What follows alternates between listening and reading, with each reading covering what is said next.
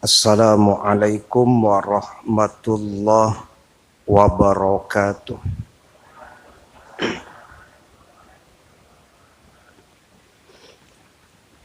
Hamdan wa syukran lillah,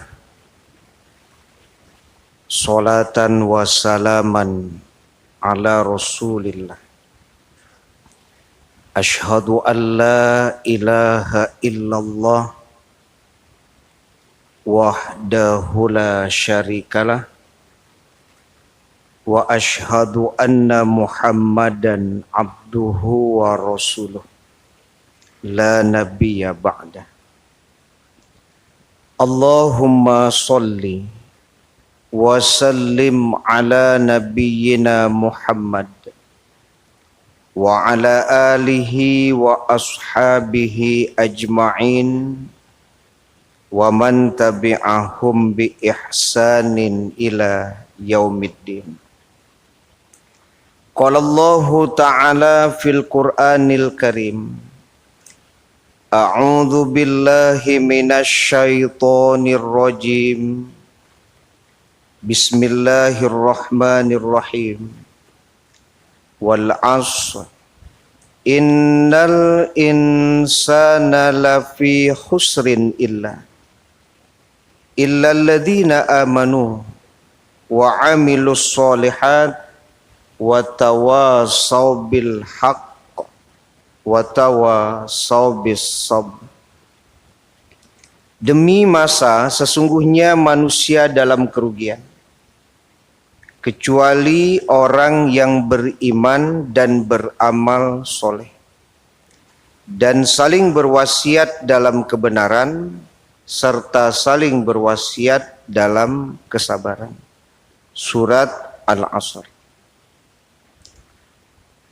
Ketua, pengurus dan Bapak Ibu jamaah subuh yang dirahmati Allah, santriwan dan santriwati yang sama-sama kita banggakan.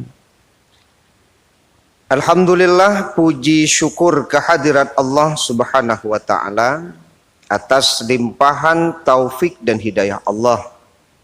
Kita baru saja mendirikan sholat subuh berjamaah. Kemudian selawat dan salam kepada Nabi kita Muhammad sallallahu alaihi wasallam, keluarga beliau, sahabat beliau, pengikut-pengikut beliau yang mengikuti beliau dengan ihsan sampai hari kemudian. Semoga kelak di hari kiamat kita mendapatkan syafaat dari Rasulullah sallallahu alaihi wasallam. Amin. Bapak Ibu jamaah yang dirahmati Allah, permohonan maaf tidak terbaca adanya judul pada pagi hari ini, sehingga saya sudah siapkan pula judul yang lain. Insyaallah judul ini kita bahas pada pertemuan yang lain. Pembahasan kita pagi hari ini adalah tentang keutamaan menghadiri majelis ilmu. Jadi pembahasan kita pagi ini keutamaan menghadiri majelis ilmu. Landasannya adalah hadis yang diriwayatkan Imam Muslim. Wa majtama'a qaumun fi baitin min buyutillah. Tidaklah suatu kaum berkumpul di rumah-rumah Allah. Yatsluna kitab Allah. Mereka membaca kitab Allah. Wa yatadarasunahu bainahum. Lalu mereka mempelajarinya bersama-sama. Illa nazalat alaihimus sakinah. Kecuali Allah akan menurunkan kepada mereka ketenangan. Wa ghasyiyathumur rahmah. Mereka akan dinaungi rahmat. Wa haffathumul malaikah. Mereka akan dikelilingi oleh para malaikat. Wa dzakarallah fi man indahu, dan Allah akan menyebut mereka di kalangan para malaikatnya. Hadis ini diriwayatkan Imam Muslim. Bapak Ibu jamaah yang dirahmati Allah, berdasarkan hadis Nabi yang kita baca di awal tadi, kalau kita berbicara tentang istiqomah, sebagaimana pembahasan kita sebelumnya,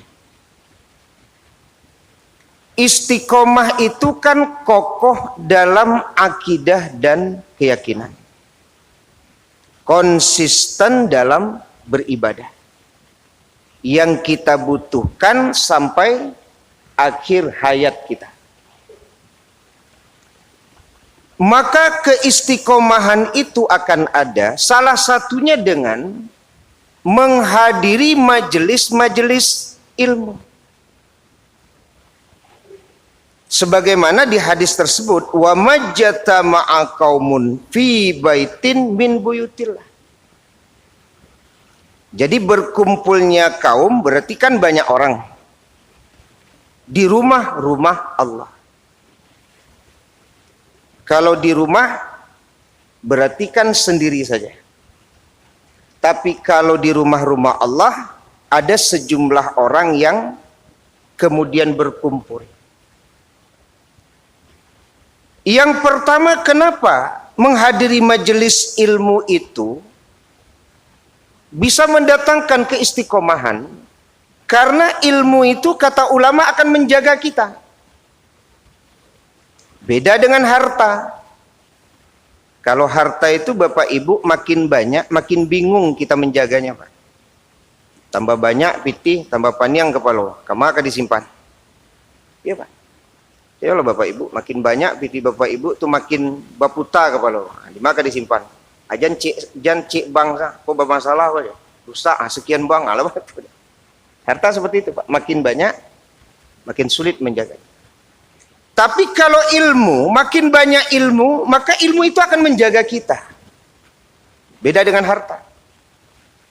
Makanya kalau anak diberi bekal hanya harta, tidak pakai ilmu, tunggulah kehancurannya. Iya, Pak. Banyak anak-anak yang hanya diberi harta, tapi tidak diberi ilmu. Kalau diberi harta dan ilmu, tidak ada masalah. Tapi kalau hanya yang diwariskan harta, tidak ilmu, ini pintu kehancuran. Berapa banyaknya orang-orang yang punya banyak harta, tapi anaknya tidak dibekalinya ilmu, Pak. Diwariskannya harta saja. Rusak, bercakap, berserak. Karena harta itu bedanya harta dan ilmu. Tapi kalau anak diwariskan harta dan juga diwariskan ilmu, insya Allah aman. Kalaupun anak tidak diwariskan harta, tapi diwariskan ilmu, insya Allah ilmu itulah yang akan menjaga kita. Ilmu itu jugalah yang akan menjaga anak-anak kita. Ya. Makanya beruntung kalau Bapak Ibu punya anak yang diwariskan itu memang ilmu. Bapak Ibu jamaah yang dirahmati Allah, jadi ilmu yang akan menjaga kita, sehingga orang yang menuntut ilmu itu akan mampu menjaga keistiqomahannya sampai mati.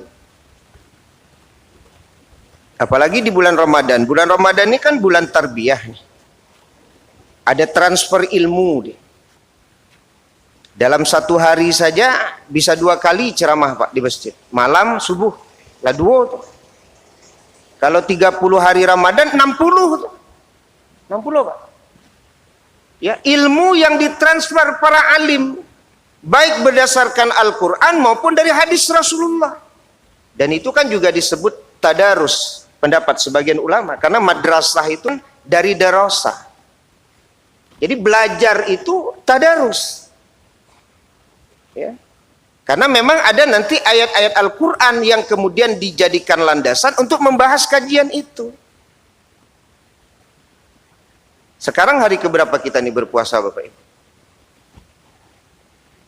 8. Berarti tadi malam itu, malam ke-8. Ceramah malam kedua oleh tekana di Ibu Aisyah.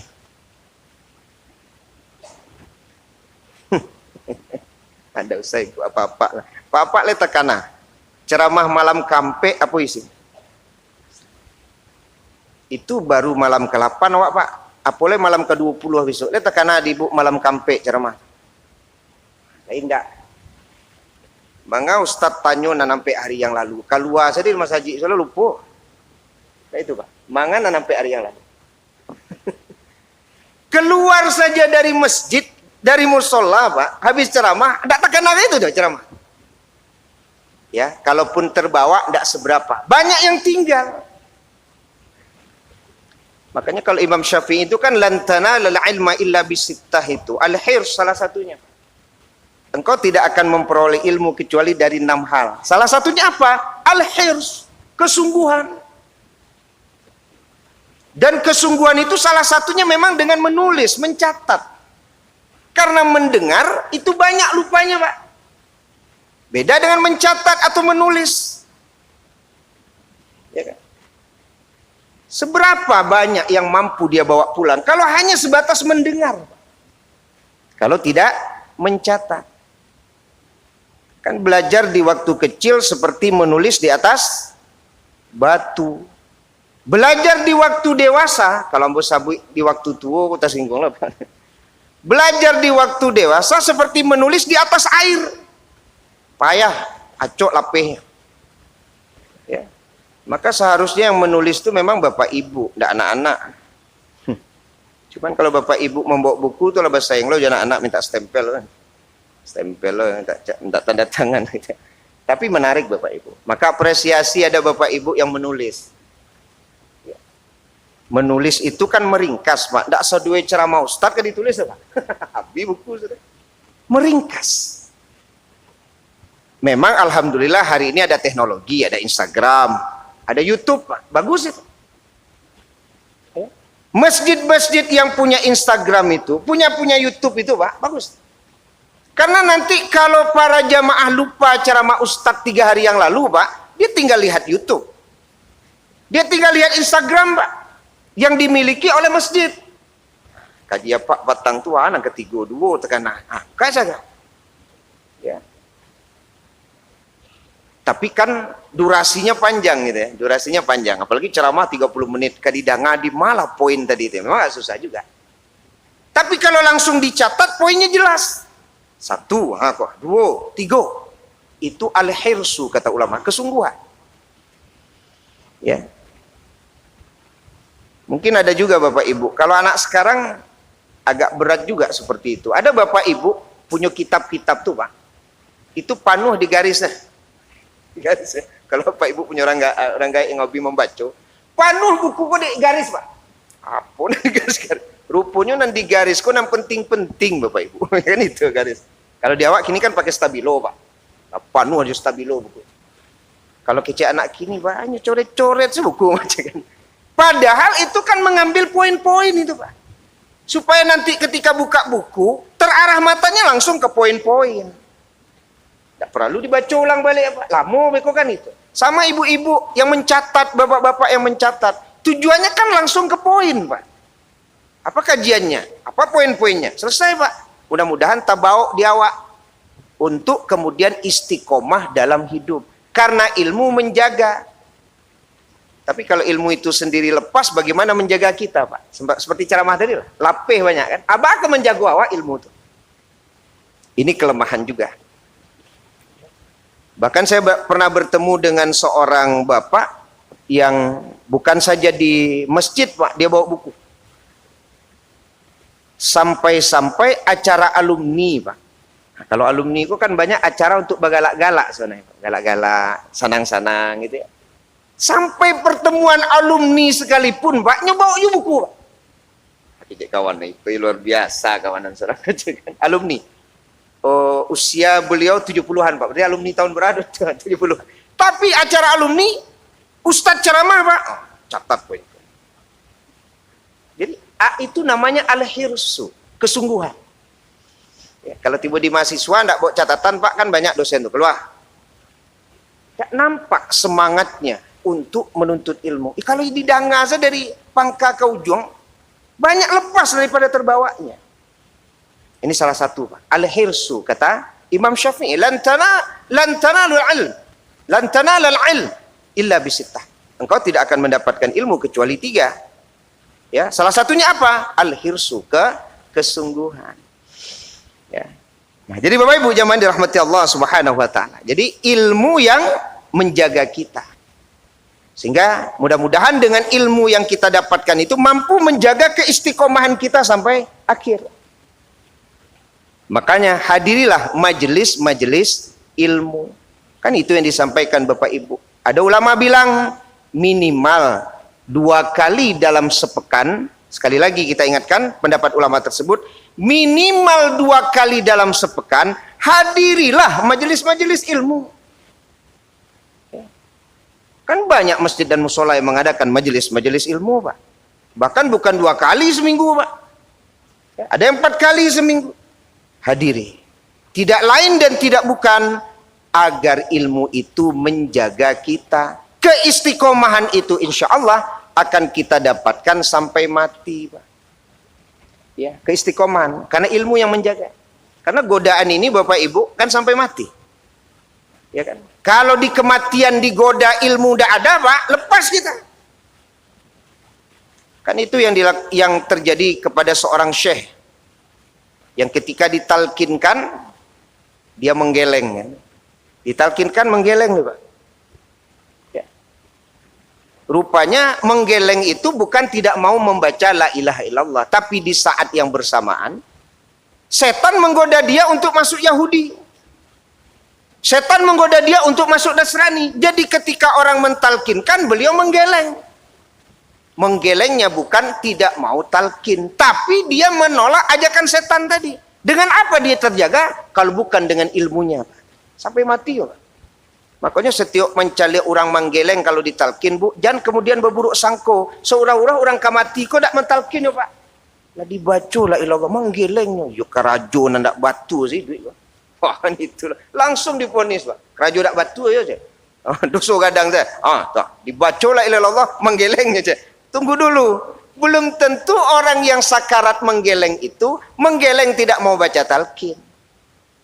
Boleh jadi dia menggeleng karena waktu yang bersamaan setan berusaha, Pak, menjerumuskan dia.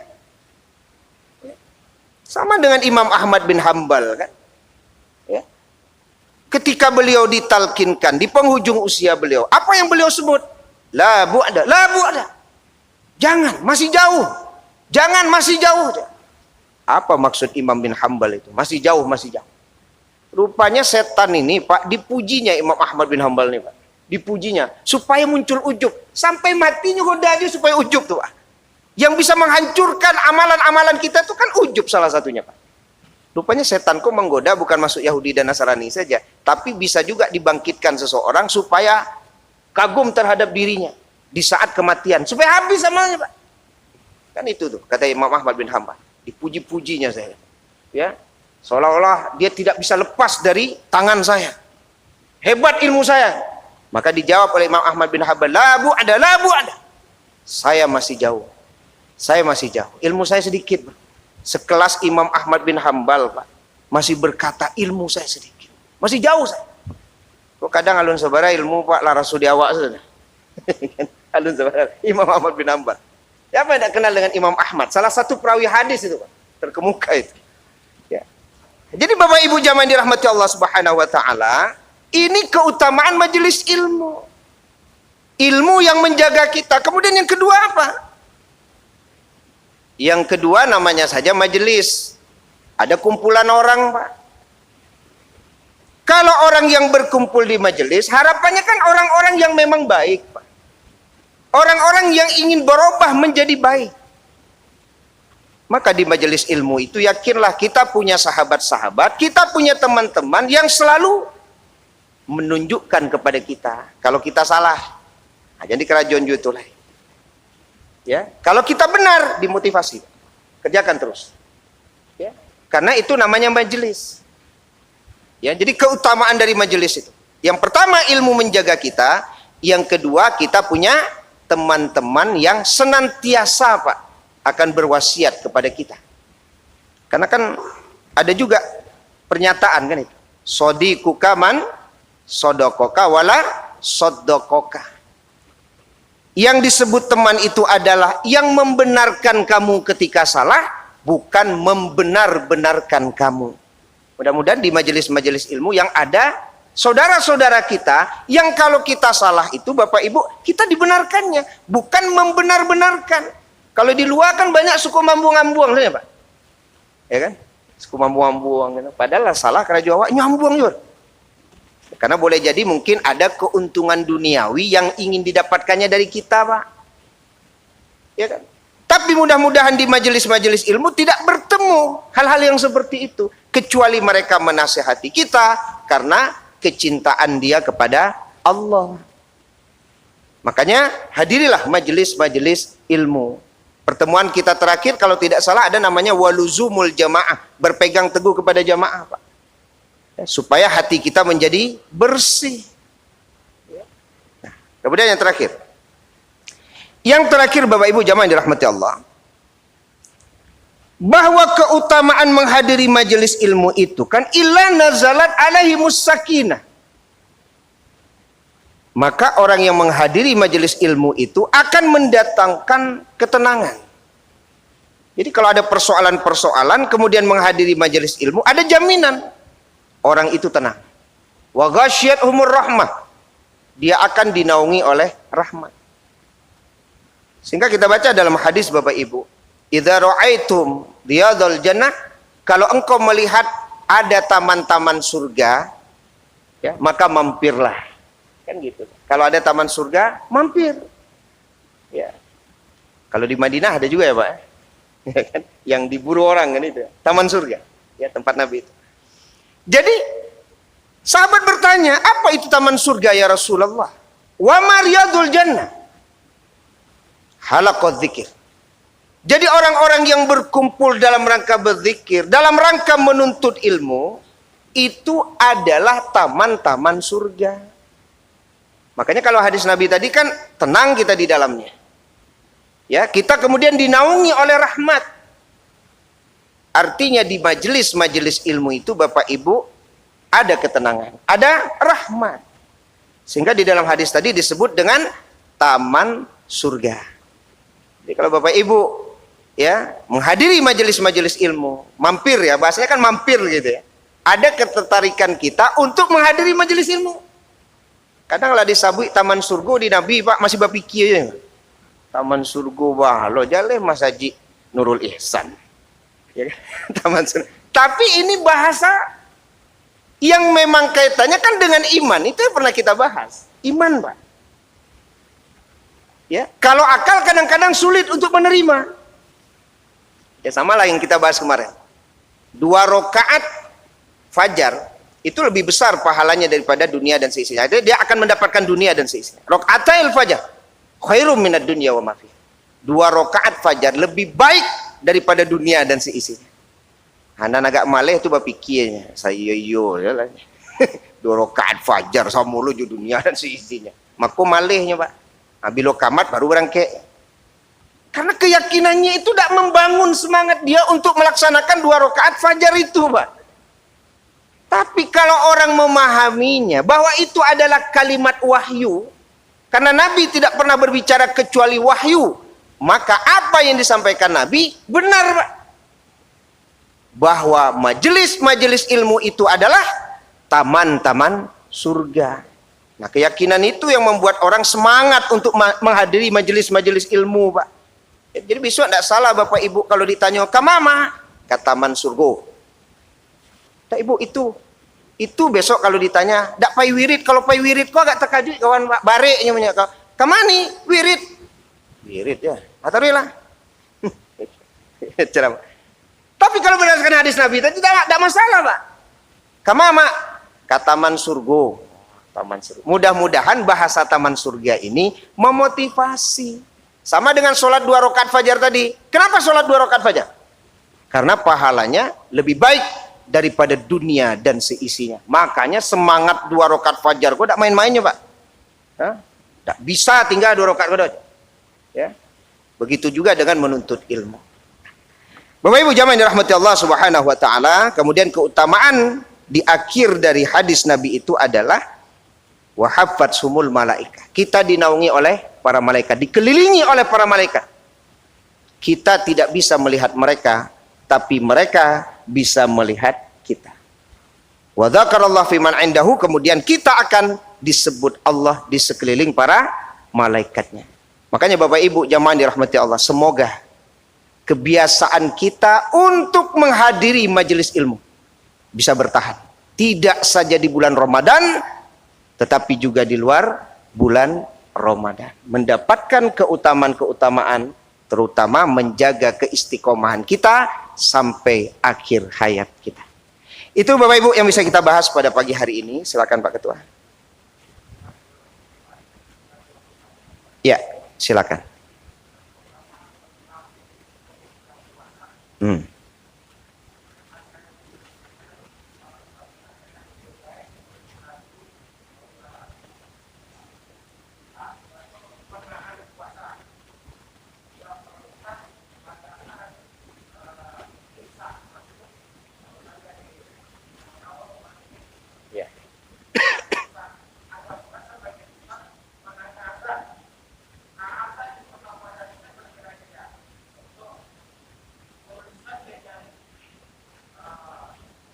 Saya tanya 8 menit.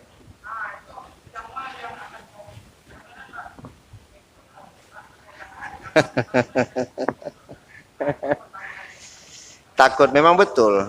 Karena ini kan berkaitan dengan awal menahan. Kan baik. Yang pertama, kalau berbuka itu Bapak Ibu, dalam hadis dijelaskan la yazalu fi khairin ma'ajjalul fitrah. Jadi seseorang itu senantiasa dalam kebaikan selama dia menyegerakan berbuka.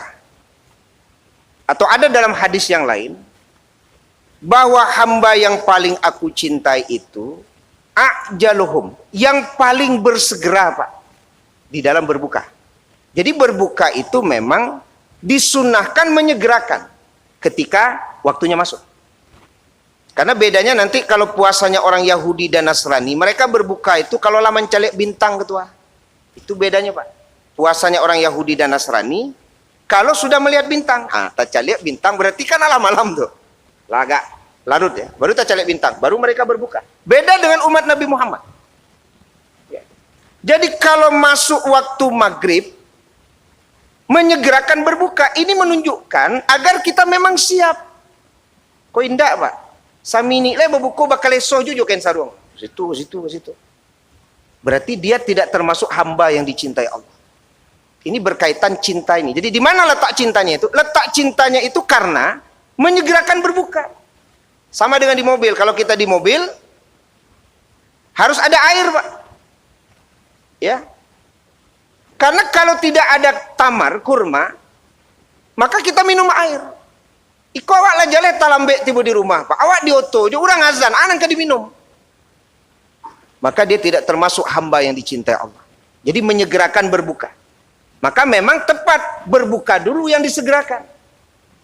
Ya, baru kemudian kalau muazin tentu mengumandangkan azan setelahnya. Tapi biasanya kalau kita menggunakan menyimak dari TVRI Sumbar atau radio yang lain, itu kan sudah ada tanda bahwa waktu berbuka sudah masuk. Ya. Kemudian kita berbuka. Setelah berbuka tentu baru kita mengumandangkan azan. Kan seperti itu Pak Ketua.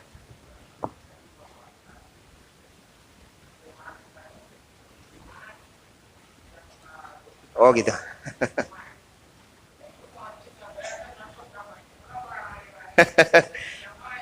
Kalau dalam hadis Nabi, Bapak Ibu nanti lihat ada juga di kitab Bulughul Maram ya.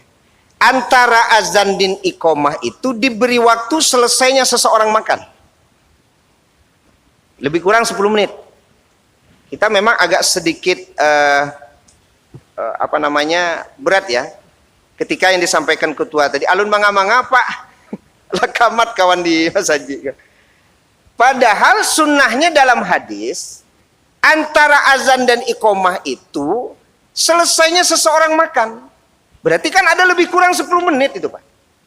Apalagi di saat orang berbuka. Maka berilah waktu kelonggaran. Ya, supaya bisa berbuka dulu gitu. Baru beko kumandangkan iqomah.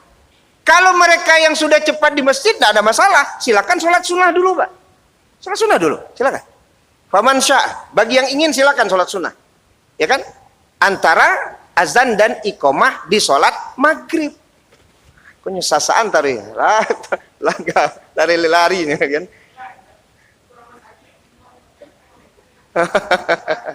Iya. Ya. Jadi kita tentu ada pegangan, Pak. Pegangan hadis Nabi tadi. Bahwa antara azan dan iqomah ada waktu untuk menyelesaikan seseorang makan. Itu hadis. Jadi yang dipegang Pak Ketua hadis itu saja. Ini hadis.